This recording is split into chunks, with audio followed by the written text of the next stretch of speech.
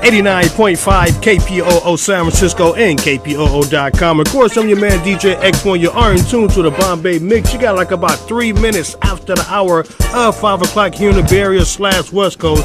And of course, we got special guests in the building, man. I'm talking about my man Marvin X. How you doing, family? Great, brother. It's a great day to be alive. Excellent, excellent. And it's an honor to have you here in the studio with us, man. Well, you know, it's a great honor to be here in the house that Joe Rudolph helped build. Yes, it is. Along with some of the other brothers and sisters. So I give all honor and respect to ancestor Joe Rudolph, who taught me how to talk on the radio. If it wasn't for Joe, I might not know what to say. And Joe will be on you, man. That's right. You know, he'll be on you. You gotta say this right, brother. You gotta do That's that. Right. So that's right. He'll definitely be on you. Yeah. Well, brother, you got a concert coming up, man, and I can't wait to come see this. Now, is this your first concert? Well, it's a benefit concert to start off with, but is this your first concert that you are doing? Well, I've been doing concerts for about 50 years. Yes. So this is just the latest. One out of many. You know, because being in the theater and performing poetry for so many years, you know, wow, you get, sometimes you get exhausted. Yes. With being on stage and even hearing applause, and then you go back to your hotel room and you're by yourself. Ain't nobody with you. All the applause is gone.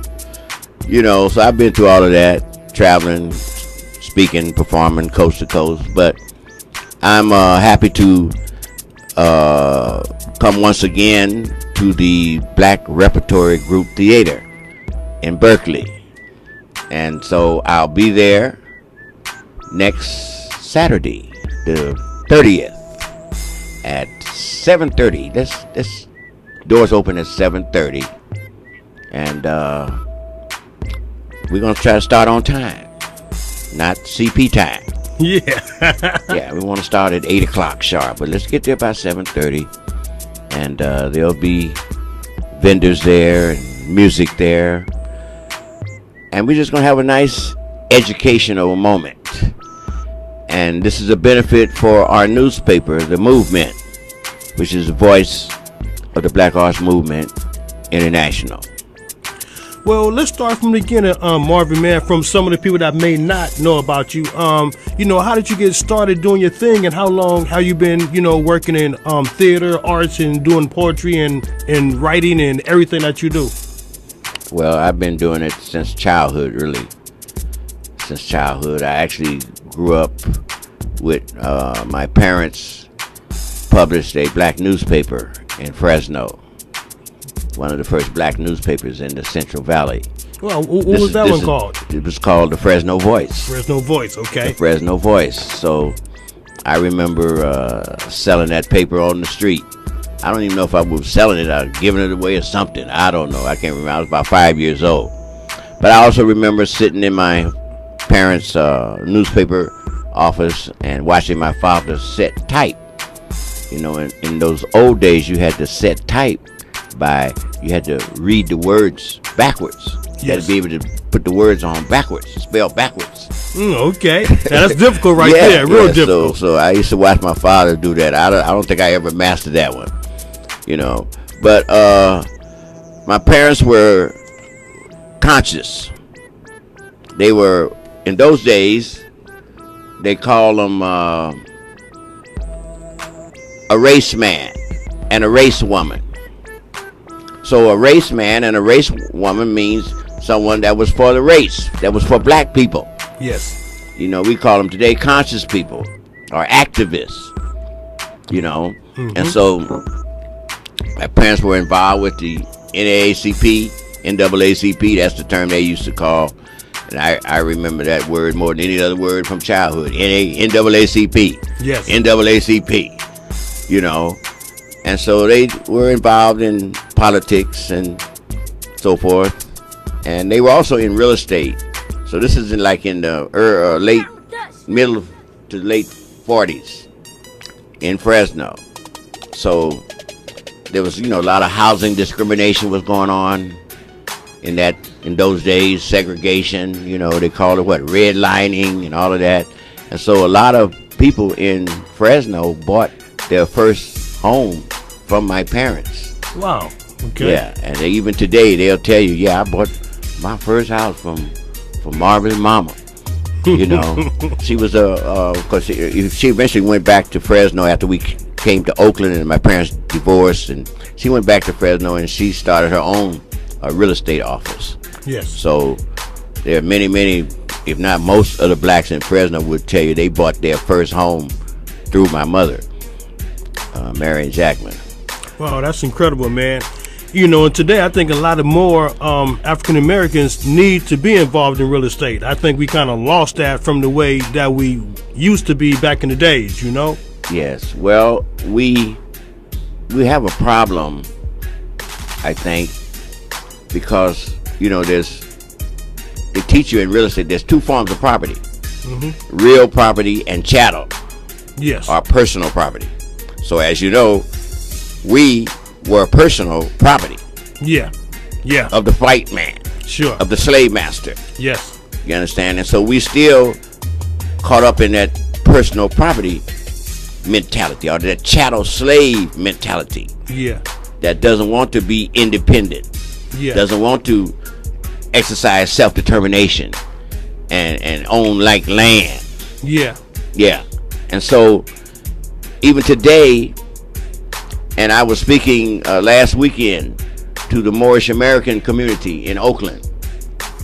And before I spoke, a brother spoke who is part of a legal service where they prepare wills and probate issues and all of that. And so he was talking about how so much property is lost by black people when the elders die and the kids want to fight over the property. Yeah. And it goes through probate. Yeah. And then probate eats up all the equity in the property. That happened big. And the lawyers. That happened big right here in San Francisco, in the Hunters Point area. Yes, yeah. So the kids are fighting over the property. The brothers and sisters hating on each other. And you thought that was your brother, but as soon as mama died, you trying to fight for the property. Yeah. But to me, I say the most important stuff in that house, when auntie died, mama died, and grandpa died, and daddy died, the most important stuff in that house is the archives, the pictures, the notebooks, the diaries. You understand? Yeah. And that's the stuff that's what? Thrown in the trash.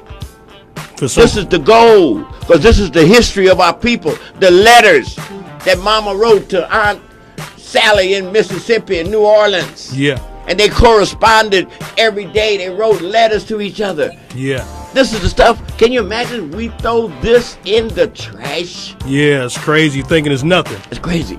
And we fighting over what little fake jewelry and and fur coats and China and stuff like that. Yeah. That really, compared to the letters, and the pictures and the notebooks, and the diaries, this is invaluable stuff.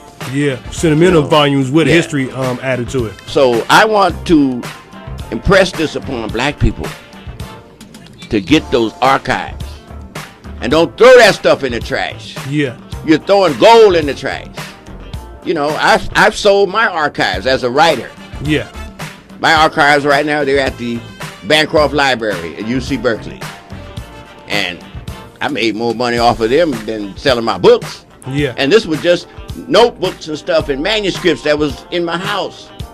Cluttered up everything, right? Yeah. And I'm crying about money and I got gold. And I finally, put it together and the agent sold it to the Bancroft Library. Wow. But we got gold and we throwing it in the trash. So I want to say that, to wake up from that. That's part of the whole problem that we have. Crying the blues sometimes when you got gold. Yeah. You crying the blues.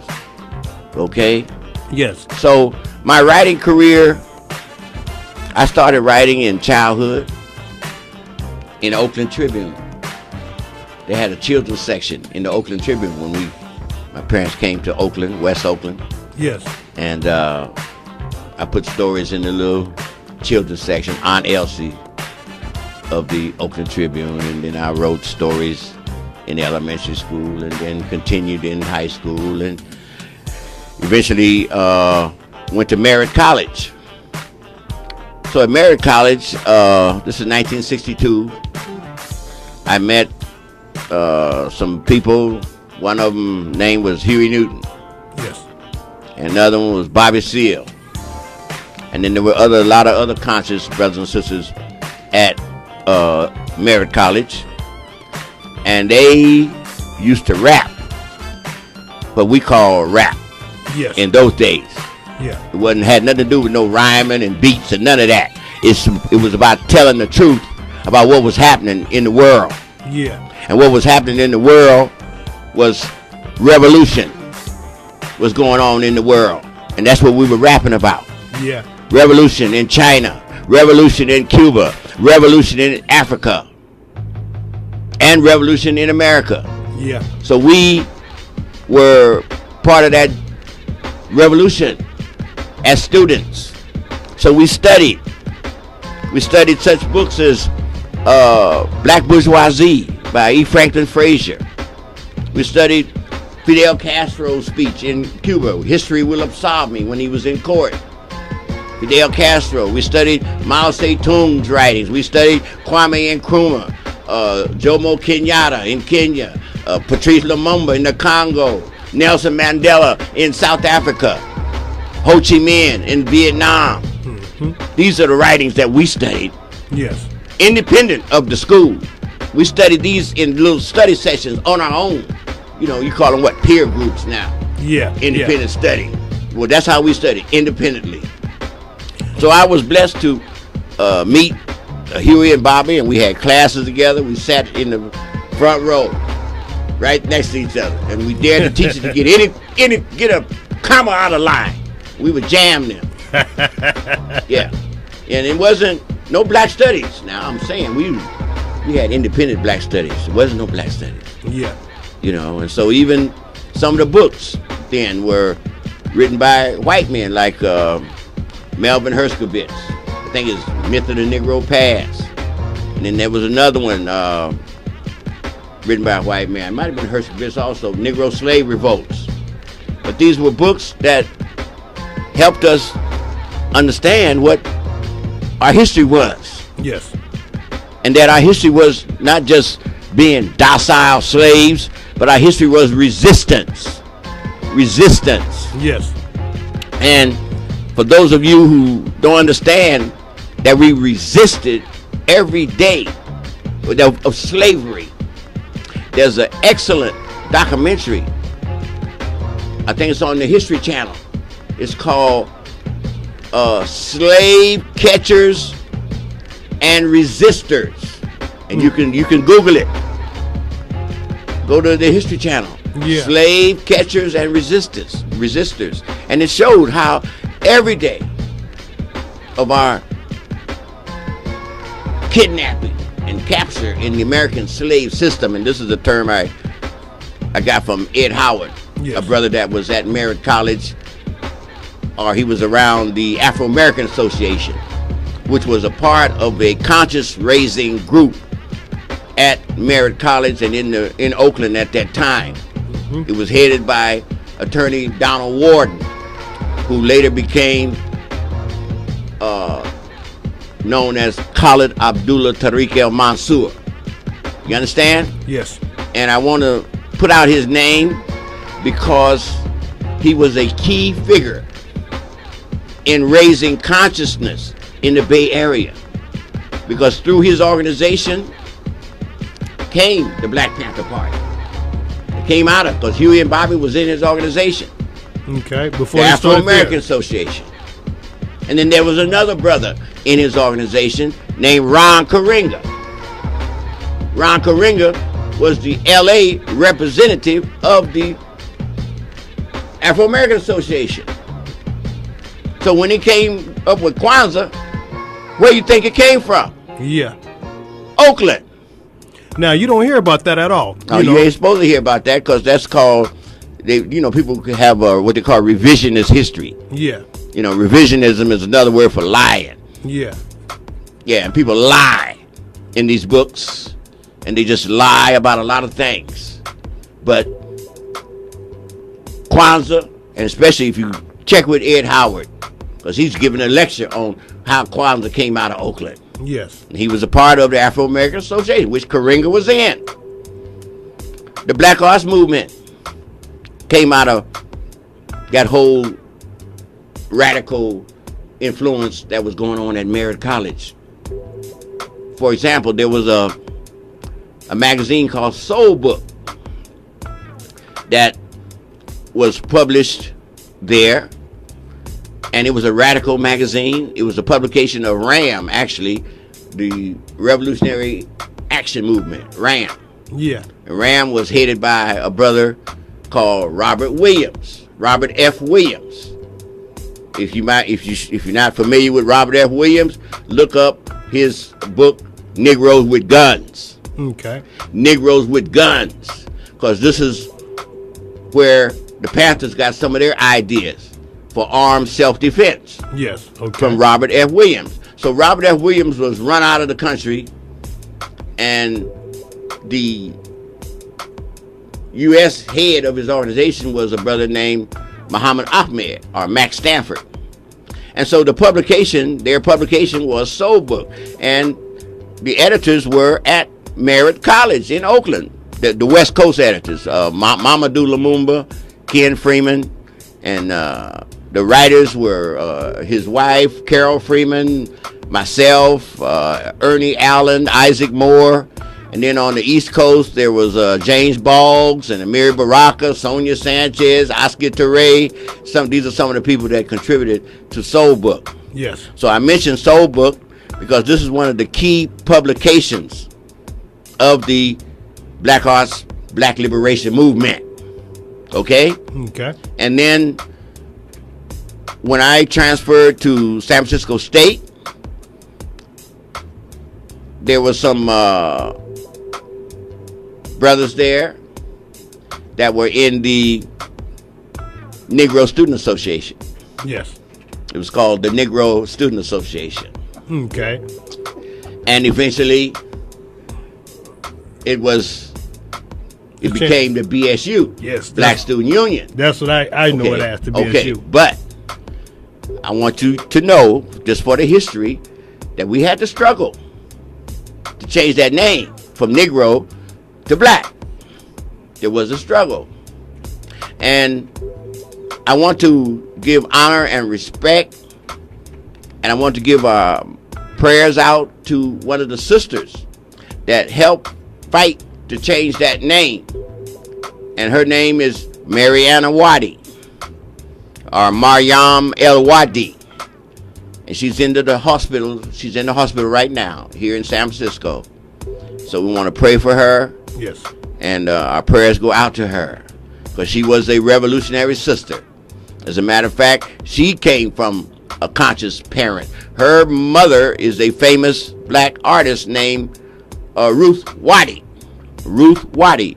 You can find her work in one of those black art books on black artists in America, something like that. Yeah. But so her daughter, Mariam El Wadi, was one of the key figures. Matter of fact, I think she was like the first president of the BSU when it changed. Yes. The name. from Negro to Black. Yes. Okay. Then I think later Jimmy Garrett took over and so forth. But my point was, when we got to State, we started putting together some other magazines, radical magazines, such as Black Dialogue and Soul Book. No, not Soul Book. We already had Soul Book. Black Dialogue, Journal of Black Poetry. Journal of Black Poetry, Black Dialogue, and then I said we had Soul Book over there in Oakland. But these magazines became the key publications of the 60s, of the Black Arts Movement. So when you study the history, you're going to find out that the key publications of the Black Liberation Movement came out of the Bay Area, right here. It does. Yeah. Wow, that's So you something got a lot Soul of people. Book, Black Dialogue, Journal of Black Poetry, then later you got Black Scholar, founded by Dr. Nathan Hare. Wow. The Black Scholar magazine. Okay? So, but let me go back to Black Dialogue, because those of us who were the editors and the staff were invited to Soledad Prison. Okay? We were invited by Eldridge Cleaver's lawyer, Beverly Axelrod. Okay? So she connected us to make a trip to Soledad Prison to do a cultural presentation with the Black Culture Club inside Soledad Prison. Okay? Okay.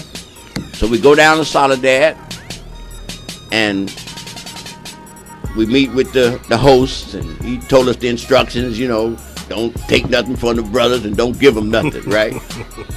But we had our magazines with us, right? Yes. So anyway, so we go in the meeting, and first thing we see, this is not a regular meeting. This is like a military order. This is a military order. Yes. These are soldiers up in here. They were on posts. All right? Okay. The chair was Eldridge, and the co-chair was Al Prentice Bunchy Carter. Familiar with Al Prentice Bunchy Carter? Yeah. Okay, and Eldridge, of course. And so we read our poetry and read our stories to him, and then we get ready to leave, and of course we ignored the host, what the host said, but we gave them our magazine, and then they gave us manuscripts and gave us poetry and stuff. Yes. That we later published in Black Dialogue magazine. But the most important thing about this Black Culture Club is that it is the beginning of the American prison movement. Did you hear me? Yeah. Yeah. This is the beginning, that Black Culture Club. And the brother, I don't know if you heard of Kumasi. Brother Kumasi. Brother Kumasi is like the griot of the prison movement. And he's given lectures here all over the Bay and LA and everywhere. And I think he has a book where he talks about that, how crucial that Black Culture Club was in the history of the American prison movement. And Kumasi also said, you know, he said, like, yeah, y'all had your revolution on the street. We had ours inside the walls. Yeah. In the belly of the beast. Mm-hmm. And he gives a minute by minute, almost second by second, oral history of blacks in the, shall we say, California Department of Corrections. Yeah. Yeah, California Department of Corrections. But, okay, so I observed the meeting, and I observed Eldridge Cleaver in particular as the chair. And I say to myself, boy, if this nigga get out, he gonna be a dangerous nigga. Yeah. Okay, I can see that. Yeah. I mean, after all, he not only was well read after doing about 18 years before he was released. Yes. But, you know, in there, like Kumasi and everybody knows, it's kill or be killed. Yeah. You either kill or you gonna be killed. Ain't no choice. You see, and so that's what went down. So I'm saying that to say, upon Eldridge's release, because he got out the next year, that meeting was 1966. So he got out in 1967, and he came to San Francisco. I'm the first person he hooked up with. Okay? Yes. Now, I had been in theater, the drama department at San Francisco State, did my first play, Flowers for the Trash Man, while I was an undergrad. But I didn't like how they tried to control me and water down my play. You know how they do. Yeah. Make it Miller Lite and tone it down. If you just tone it down a little. Can you do that, Marvin? He's trying to keep it raw like it was. I'm trying to rev it up. I ain't trying to tone it down. Yeah. And so eventually I dropped out of San Francisco State and started my own theater in Fillmore Street. On Fillmore in what was then called it was abandoned theater called the American Theater. Mm-hmm. As a matter of fact, a brother just reminded me yesterday at the Berkeley Flea Market about. He said he was from San Francisco, and he remembered that theater, American Theater, and of course across the street was Trees Pool Hall. You too young. Are you a Frisco Negro? But right across the street was Trees Pool Hall. Yeah. And the brother said, "Yeah, man, I was in that pool hall night and day. And he said, "Yeah." I said, "You remember the Chinaman's fish store on the corner?" He said, "Yeah, man, that Chinaman had pork chop sandwich for 25 cents. So you can't beat that price. But we used to get fish sandwiches from him, and that's how we survived at the Black Arts Theater. Black Arts West was the name of our theater. Yeah. And some of the people that were with me was the playwright Ed Bullens, and then there was my partner at the time, Ethna Wyatt, or Huria, known as Huria now. And then there was Duncan Barber, Hillary Browdus, and some of the actors were Danny Glover. Yeah. Danny was in our theater, used to perform every night. As a matter of fact, one of the plays he performed in was called Papa's Daughter. Papa's Daughter. And it was about incest. And I say, that probably prepared him for what? The Color Purple. Yeah. For the Color Purple. Yes. But, so this was the key West Coast Black Arts Theater, patterned after what Amiri Baraka was doing in Harlem, which was called Black Arts Repertory Theater School in Harlem. And eventually Baraka came out here when they fought for Black Studies at San Francisco State. Mm-hmm. Then a lot of the East Coast artists came out here. Baraka was out here. Oscar Torre, Sonia Sanchez was out here. And after Black Arts West fell apart, because Negroes have egos, right? Yes. And things fall apart behind ego tripping, and maybe too much marijuana. Okay, it does affect your thinking. Yes. Okay, so when that fell apart and Eldridge came and we hooked up, he wanted to set up a culture center. So we eventually found a Victorian on Broderick Street, big Victorian house, and he rented it out because he had got a advance from his book, Soul on Ice. Yeah. Okay, and so we rented that Victorian, which we named Black House. So Black House became like the culture and political center for blackness in the Bay Area. This is 1967. Yes. And the house was just full of people coming in and out, and we performed there. We lived there. We wrote there, and eventually, when we started having problems with Cleaver, the other artist, because he wanted us to be communists, right? And we were resisting that. I mean, we weren't into communism. If anything, most of us were leaning toward Islam. Yes. Okay, just as a matter of fact.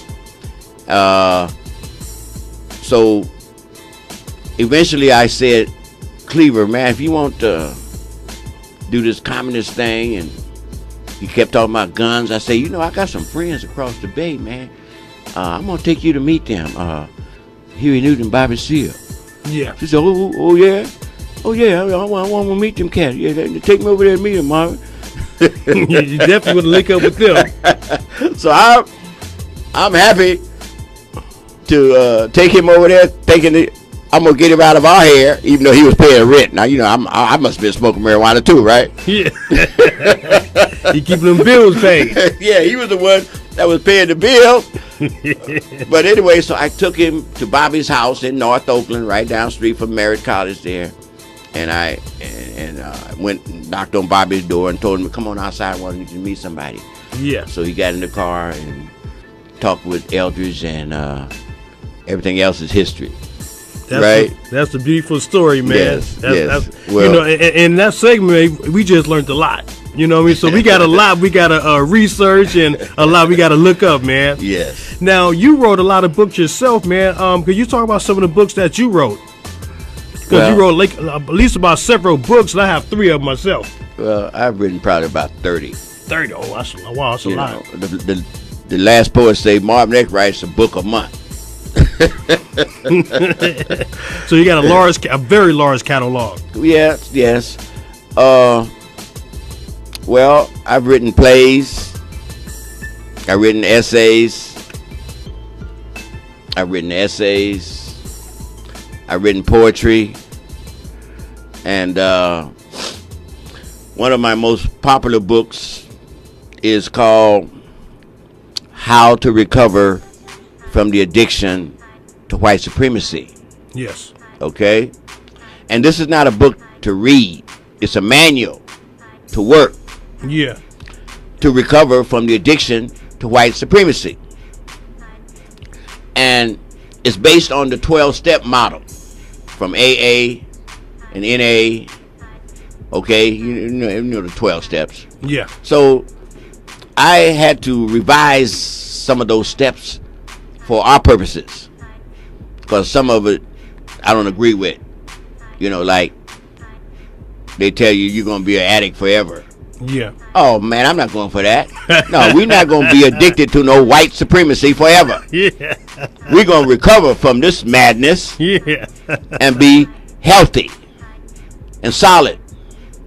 And so this is what the book is. A manual of how to go through the steps, just like you get off of crack, get off of alcohol, get off of gambling, get off of white beating, get off of white supremacy. Yeah. And Dr. Hare wrote the foreword. And in the foreword, he talks about the fact that they, you know who they are. Yeah. They suffer white supremacy type 1. We suffer white supremacy type 2. Yes. Yeah. The oppressor and the oppressed cannot have the same problem. Yeah, impossible. The man got his foot on your neck. Now, his problem is to get his foot off your neck. Your problem is to get his foot off your neck when he don't want to get his foot off your neck. Yeah. And he never wants to. So. No, because it's a privilege. Yeah. He's getting a privilege out of that. He's getting a nut out of that. You know what they call it now? S&M. We just passed a big festival down on Folsom Street. Love S&M, tie up people, chain people, whoop people. Yeah. Isn't it amazing? That's what he likes after doing that to us. Yeah, that's for crazy. 400 years. That is crazy. Yeah, it's strange how things flip. Yeah, I was just telling my partner, I had a girlfriend, and I was dropping her off to work because I thought she was a hoe. Yeah. and she told me to drop her off. She said, I'm not no hoe. Drop me off right here. This is where I work. Some apartment. Yeah. And she said, I tie them up and beat them. Wow. Okay. So that's what I do. They like to be chained and whipped. Yeah. Okay. So that's their problem. White supremacy type 1. Yeah. Now we passed that Folsom Street Fair, and we did see a couple of Negroes out there. I guess they didn't get enough, right, from slavery. Yeah. So they want to be tied up and whipped. But so anyway, how to recover from white supremacy. This is an important book, and other people have pointed out that's important, especially because I talk about it's a Pan-African message. Yeah. Because all of us in the Pan-African world are addicted to white supremacy. Yeah. You know, what, One in way or Africa another. you call it what? Neocolonialism. Yeah. Neocolonialism. So Africa got to recover from white supremacy. Right? Yeah. Africa got to recover. Yeah. For example, what's the biggest thing in Africa right now? Bleaching cream. Yeah. A lot of them are bleaching Bleaching themselves. cream. From Africa to Jamaica to America, because we still bleaching too. Yeah. So that's a symptom of, I mean, what's a baseball man?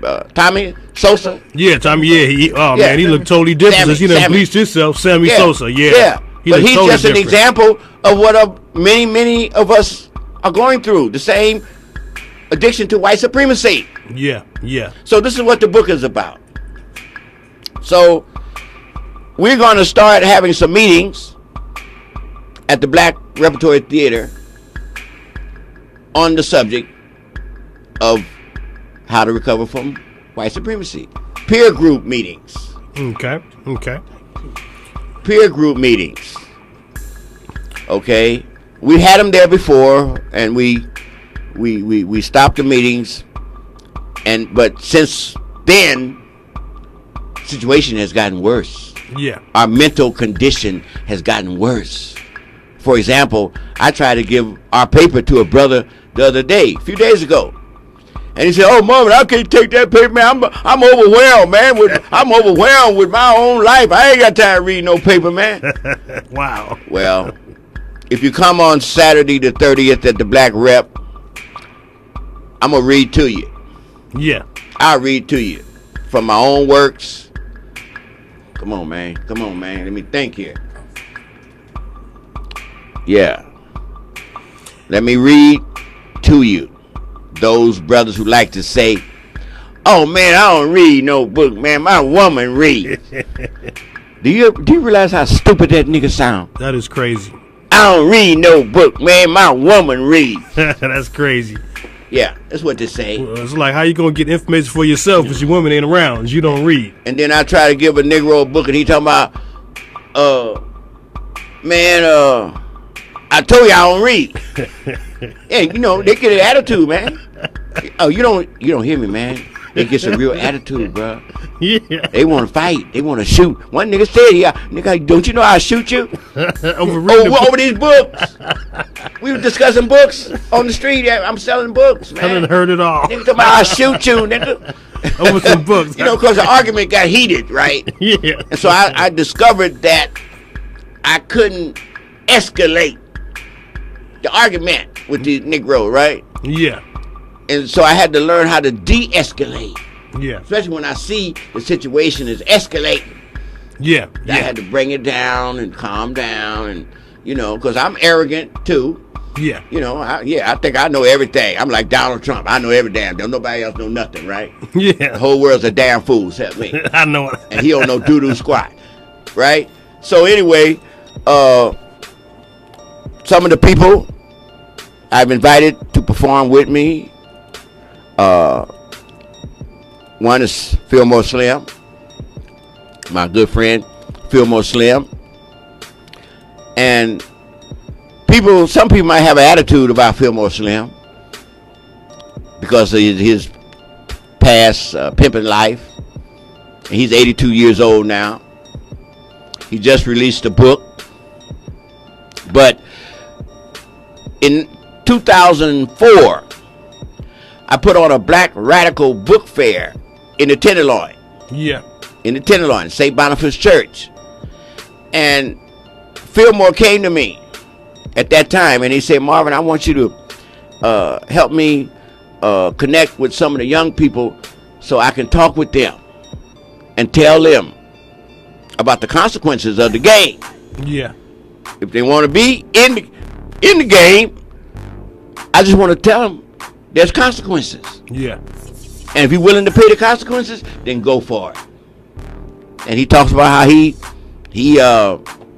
went to prison 4 times. Yeah. In his good pimping life. Yeah, yeah. But he's trying to be helpful. He's trying to tell you, it's like if you want to get in the game, just know there's a price. Like anything, like you're getting in a dope game or whatever. It's a price. Mm-hmm. So, for those people who might have a problem with Fillmore, which I don't have a problem, he's an artist. He's a blues singer. He's a musician. He said he was doing that when that first white woman put that money in his hand. He was playing the blues. Yeah. And he didn't even know what to do. He said he was 19, he was a square, and he didn't even know what it was about. But he knew that $150 she gave him was better than that $10 a night he was getting playing the blues. Yeah, a lot better. 89.5 KPOO San Francisco. You're listening to the voice of Marvin X. Of course, you can go check him and a lot of his friends out Saturday, September the 30th. That's this Saturday coming up at the Black Repertory Theater. That's at 3201 Adeline Street in Berkeley, California. Make sure y'all come through. You know what I mean? Now, is there a way they can get tickets in advance for this event? Well, they can get tickets at the door. Okay. They can call me and make reservations. They can call 510-200-4164 and make reservations. Yes. And we'll have their name at the door, and we'll reserve seats for them. Okay. And so some of the other people on the program, Favia Kujichagalia. I don't know if you're familiar with Favia, but she's one of the most talented black artists in the Bay Area. Mm-hmm. She's a poet. She plays the cornet and the trumpet. She sings, she dances, and she's a scholar. Yes. She taught at San Quentin for about 20 years. She taught at San Quentin prison. Wow. She taught the brothers. And she has books herself dealing with white supremacy. Yeah. Yes. So she'll be there. And then there's Rashida, Sister Rashida Mwangozi, who's a guitar player, singer. She writes, songwriter. And then there's Pawai, who is she plays the thumb piano and the Zimbabwean version. She's from Zimbabwe. Yeah. So she'll be there. And then I've invited Terrible Tom, blues singer from West Oakland. Okay. And he performs a lot with Fillmore. So he was when he learned I was doing this event, he said, Marvin, I'll do it for you. And I just performed with Fillmore, a couple of days ago. So Terrible Tom and his band would be there. And then there's a drummer, Paul Tillman Smith, who's not only a drummer, but he's a songwriter, and he's written lyrics for and music for like Norman Connors and some of the other artists. So Paul is going to give his time. Mm-hmm. And I hope I'm not leaving anyone out. But the event is, get there about 7:30. We want to start at 8. There'll be vendors there. We'll have food and maybe some wine. Yeah, maybe some wine. No Hennessy. Yeah. Especially for Marvin X. Something light. And we're going to have a nice time. And then Fillmore and I are going to have a conversation along the lines of what I just said. Yes. Talking about the game. Yeah. Because all the brothers want to up their game. Well, let's talk about the game. Yeah. And let's talk about how to up the game. And how to survive. And how to not be a real devil. Yeah. Because you can turn into a devil in that game. Yeah, you can. Real quick and easy. And lose your weight. Yeah. You understand? So we want to try to help you get back on track. Yeah. And walk in the light. You understand? Yeah. Walk in the light.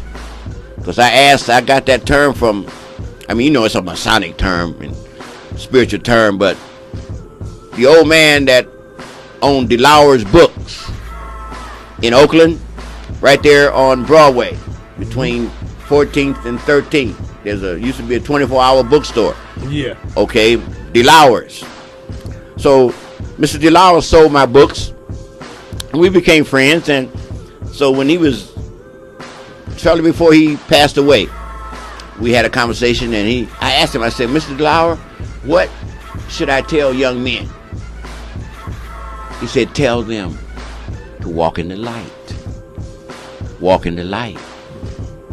So I like that theme, and so I'm titling my concert In the Light, Marvin X In the Light tour. Yeah. You know, because we want to stay in the light. You know, and like I was, if you heard my interview with Pam Pam.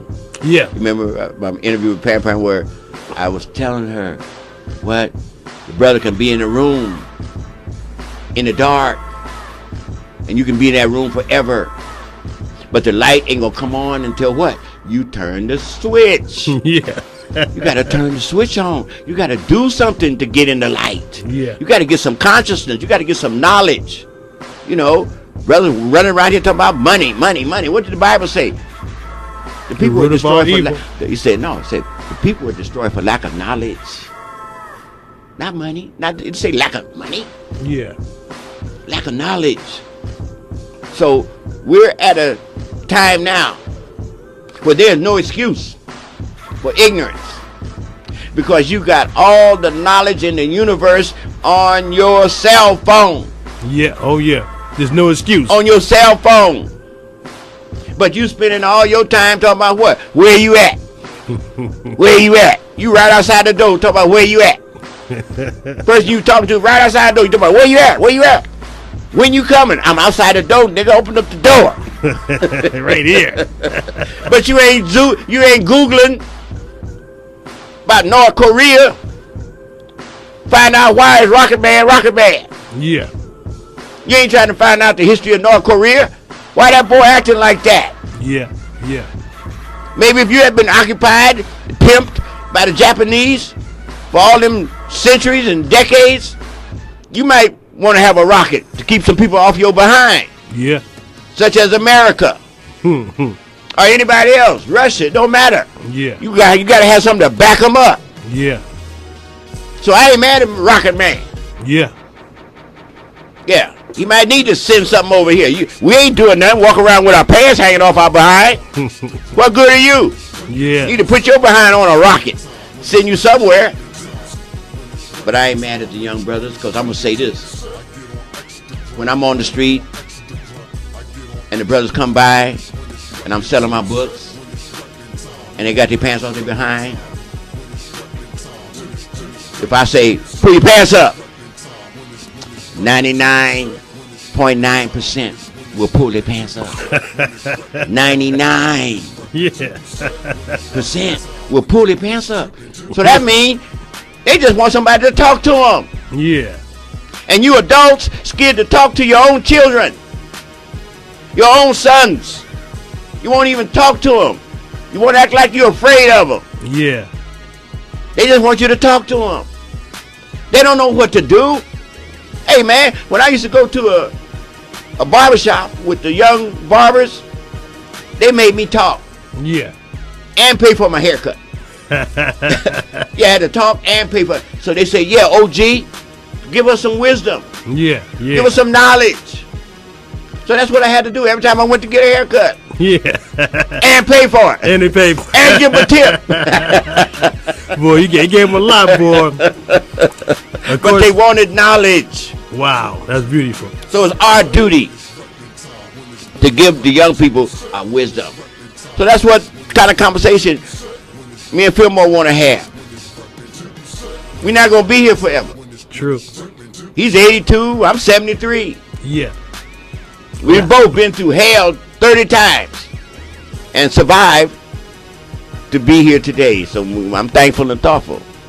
And I know that's definitely going to be a deep conversation. Of course, that's Marvin X. Make sure you check him out, man. Saturday, September the 30th.